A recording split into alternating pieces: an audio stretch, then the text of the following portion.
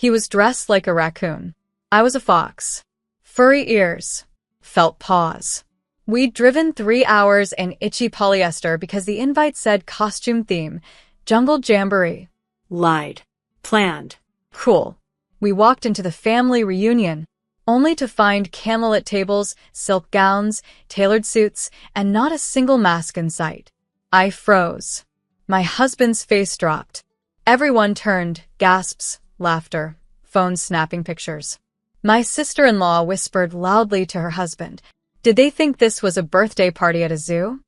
Someone snorted. Even my mother laughed into her wine. My name is Dana Keller, and from wherever you're watching this, stay with me. Have you ever been humiliated so thoroughly that your skin stopped fitting your body? We were placed at a small table near the trash bins. Little trash bins. Smelled like spoiled shrimp and broken trust. No waiter approached us. No drinks. Then came my brother, Matt, grinning like a wolf. "I told you it was a costume party," he said. "We thought you'd lighten the mood." He winked like it was a prank. A cute joke. Like we weren't humans in heat-trapping suits, sweating out dignity. Then the check came. $19,600. No warning. No heads up. Just a bill, dropped by a server who muttered, "They said you'd be covering it." My husband blinked. We didn't even order half of this." My sister-in-law leaned back, swirling her wine. "Your family. Cover it. That's what good family does." Matt chuckled. "Oh shoot. We left our wallets and our cards. Oops." It wasn't a mistake. It was targeted humiliation. I looked around. The way no one protested. No one defended us. They all just waited to watch us pay. I whispered 3 words to my husband. Never again. Ever. We paid. Smiled. Walked out in our suits. But when the sun rose the next morning, I didn't just rise.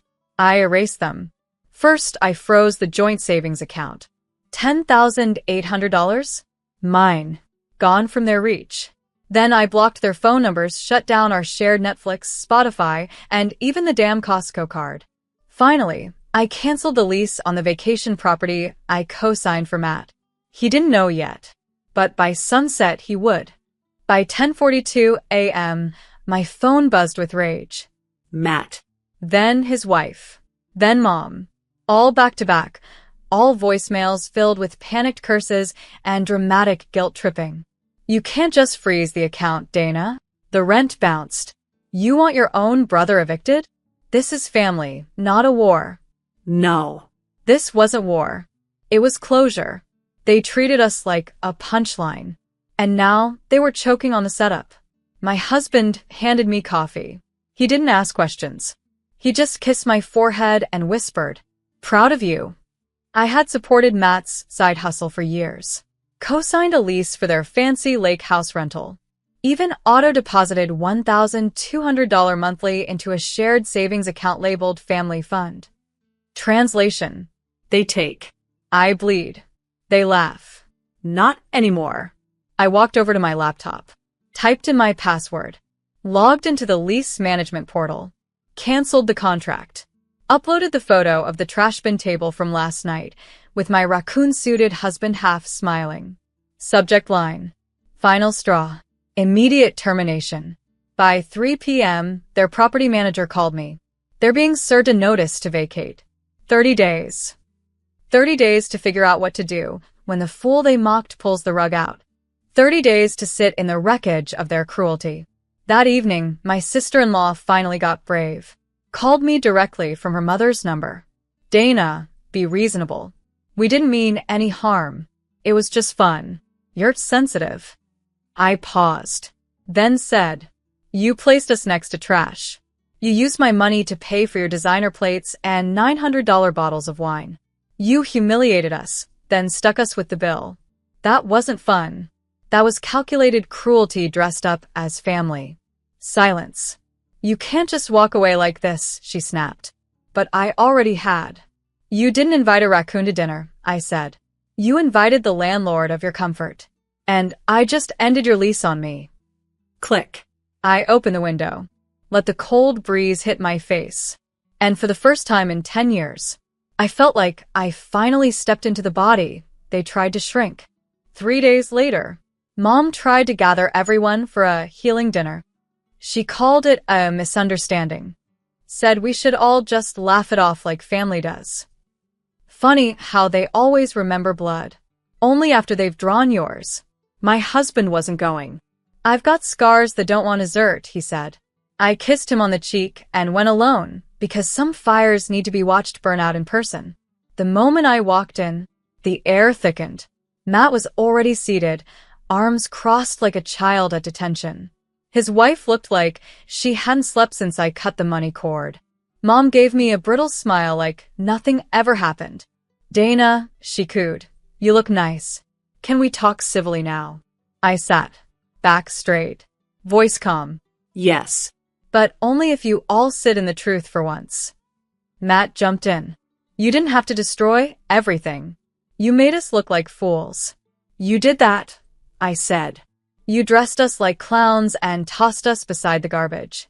You laughed while we paid the bill you pretended to forget. I didn't destroy anything. I just stopped playing the fool you all needed me to be. His wife muttered. We thought it was funny. I pulled out a copy of the lease. The one she never read. Highlighted in yellow was cosigner retains full cancellation rights with 72-hour notice. Here's what's funny, I said. You built a life with borrowed power and thought I'd never flip the switch. Mom tried to interrupt. Dana, baby, you're taking it too far. We're family. No, I cut in. You're spectators. You watched it all and said nothing. And now that the well's dry, you remember how to spell my name. Silence. Real silence. The kind that thunders. I stood up, smoothed my coat. You didn't just lose access to my money. You lost access to me. And that, dear family, is the part you can't replace with tears or phone calls. As I walked out, Matt muttered behind me, You'll regret this. I didn't even turn around. I just said, Regret? I wore a raccoon suit while bleeding from the inside. All you regret is that I finally grew teeth. The door clicked behind me, and that sound, it wasn't closure. It was the sound of permission to never go back. The smear campaign started fast. Facebook posts, WhatsApp anti-chats. Cousins I hadn't seen in years suddenly worried about my mental state. Dana's changed. She's being cruel to her own brother. All over a dinner party and a few jokes. No one mentioned the $19,600. The trash bin table. The 10 years I quietly kept them afloat, co-signing loans, paying surprise tuition bills, covering bounce checks like a reflex. They just wanted the narrative. I snapped. I betrayed blood. I became cold. So I stayed colder. Colder than they knew I could be. Every time a distant relative texted, Hey, can we talk? I left them on read. Every time someone tagged me in a post about forgiveness and healing, I blocked and moved on. Because when someone robs you wearing a smile, you don't hug them. You lock the damn door. And I wasn't interested in redemption arcs they hadn't earned. My sister-in-law tried to play the sympathy card next. Posted a crying selfie with a quote. Families should never weaponize money. I screenshotted it, archived it, didn't engage. Because while she was busy farming pity likes, I was already 3 steps ahead. I contacted the property management firm we'd both used. Sent them the proof of her fraud. Unauthorized sublets, cash rentals, maintenance scams. They dropped her from their client list in under 48 hours. Just like that. Another mask off. But what really broke her? The fundraiser. I launched a community grant in our neighborhood. Named it the Second Chance Fund. Seeded it with $10,000, the exact amount I pulled from our family savings. Tenants applied. A single mom got her security deposit covered. An elderly couple finally repaired their leaking roof. A local student paid off her tuition balance. No press. No posts. Just lives shifted in silence, the opposite of what they'd ever do with money. People started talking. But this time, not in whispers. Dana did that? She used her own money? She's not cruel, she's clean. She cut the rot. And just like that, their little gossip storm lost all its thunder. Because truth doesn't always shout. Sometimes it just outlasts the lie. It was a Tuesday. Gray sky. No drama in the air. I was organizing donation receipts when my phone buzzed. FaceTime request. Matt. Decline. It rang again. Then a message. Please. Just hear us out. We're outside. I opened the door slowly. And there they were, Matt and his wife. No makeup, no smug smiles. Dressed in panic instead of designer. He spoke first. We messed up. Dana, please. We can't get approved for another place. The bank froze our accounts. The management firm dropped us. His voice cracked like a man realizing the joke's over. And he was the punchline all along. She stepped forward, voice lower. We thought you'd never leave. Never fight back. You were always the one who gave. I stood silent. Let them taste the stillness. Matt tried again. We're family. I'm your brother. I finally spoke. No, Matt. You're a man who dressed me up like a circus act while my husband stood beside hospital monitors. You handed me a $20,000 bill with a smile. And when I didn't break, you turned me into the villain. He looked down. I know. I do. I don't need an apology, I said. I needed it before the trash table. Before the posts. Before you decided to humiliate me instead of support me. They exchanged a look. Desperate. We just need a little help. A cosigner again. A loan short-term, his wife offered. I swear we'll pay it back. I smiled. Finally. I already gave you a loan, I said. You spent it on wine, cruelty, and your own downfall. Consider it paid in full, with interest and self-respect. They went silent. No more pleading. Just empty hands and full regret. I stepped back inside and said the softest goodbye they'd ever hear. This door isn't locked, but it's not for you anymore. I shut it. Slow. Soft. Permanent. And on the other side, I heard nothing. No knocking. No yelling. Just the sound of two people facing the silence they created. They thought the worst was over. That silence meant mercy. But mercy isn't silence. Sometimes it's consequence in a clean suit. That week, I got a call from a bank officer. A property Matt had used as leverage. The lakeside house I'd once co-signed was being repossessed. The bank was putting it up for public auction. He hadn't made payments in 5 months. Just enough time to book boats, throw parties, and pretend wealth instead of work. The officer asked if I wanted to make a private offer. I laughed. I want to buy it at auction, I said. I want him to see the name. The day of the sale, I dressed in quiet power. All black, no logos. My husband at my side. We sat in the second row. Matt arrived late, sweaty. Didn't even see me at first. He looked around like a man drowning, searching for a rope. Then he spotted me. Still. Sharp. Unreachable. He mouthed something. I didn't care to read it. The auction started. People bid. I waited until the number stalled at $290,000. Then I raised my hand. Calmly. $320,000. Final. Sold. To Dana Keller. His head dropped like a closing curtain. The silence in that room, it wasn't loss. It was awakening. He walked out before I even stood up. Later that week, I had the locks changed. Gave the house to a nonprofit that helps women fleeing domestic abuse. Let them turn it into transitional housing. 6 bedrooms. Fresh beds. Pantry stocked. New beginnings growing where arrogance once lounged. My inbox flooded. Thank you for giving us this. We feel safe here. Matt never reached out again. Because by now, he finally understood. I wasn't angry. I was done. And that house, it wasn't revenge. It was rebirth. From weapon to refuge. I didn't need to burn his world. I just reclaimed mine. And planted better things in the soil he tried to poison. She arrived unannounced. Like always. Same perfume. Same practiced warmth. But this time she knocked. I opened the door just enough to see her face. Tired. Lined with worry. Carrying a pie in shaking hands, like dessert could rewind betrayal. Hi, sweetheart, she said. Voice trembling like she forgot how strong mine had become.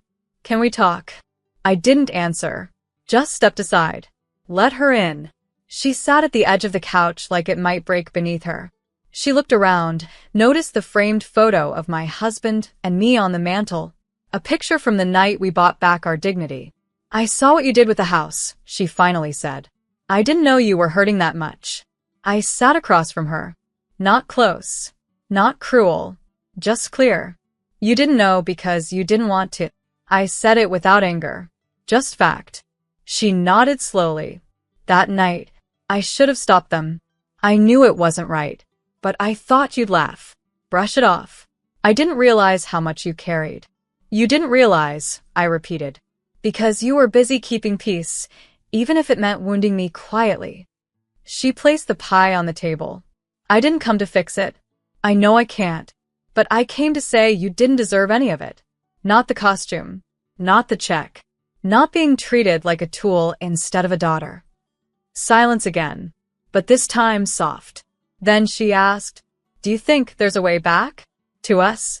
I looked at her for a long moment, then walked to the kitchen, grabbed a Sharpie, a sticky note, wrote just one word, respect. I stuck it on the pie. If you ever want to come back, bring that with you. Every time. In every word. She nodded. Tears finally fell. But I didn't reach to wipe them. I didn't reach at all. Because this wasn't a door slam. It was a door frame. And whether she walks through it again is up to her. As she left, she turned and whispered, you grew into someone I barely recognize. I smiled. That was the point. Months passed. Quiet ones. No more surprise knocks. No whispered attacks in family group chats. No guilt-wrapped demands pretending to be love. Just peace. And the sharp, clean air of independence finally earned. The nonprofit sent me an update. That lakeside house? It had helped 14 women so far. One of them started her own business. Another reunited with her kids. They called it the Second Start Home. I visited once. Late evening. No announcement. I just stood across the street, watching as the porch lights glowed warm. Laughter spilled out the windows. Real. Free. That night, I received a letter. Handwritten. No return address. But I knew the handwriting. Matt. Dana, I don't expect you to respond. I just wanted you to know, I saw what you did with the house. I saw what you built. You were never weak. You were just quiet power, waiting for the moment we stopped deserving it. I'm sorry. I hope someday you find it in your heart to forgive me. But even if you don't, I get it now. I folded it, tucked it in the back of a drawer. Not because I forgave him, but because I no longer needed to carry the anger. A week later, I threw a dinner party. My table, my guest list. No costumes. No traps. Just light, food, and laughter. My husband raised a toast to the woman who built her boundaries strong enough to become a shelter for others. Glasses clinked. I looked around, faces glowing, no masks, no games. And I realized something. They tried to turn me into the joke. But I became the punchline that hit back so hard. It rewrote the script. No applause.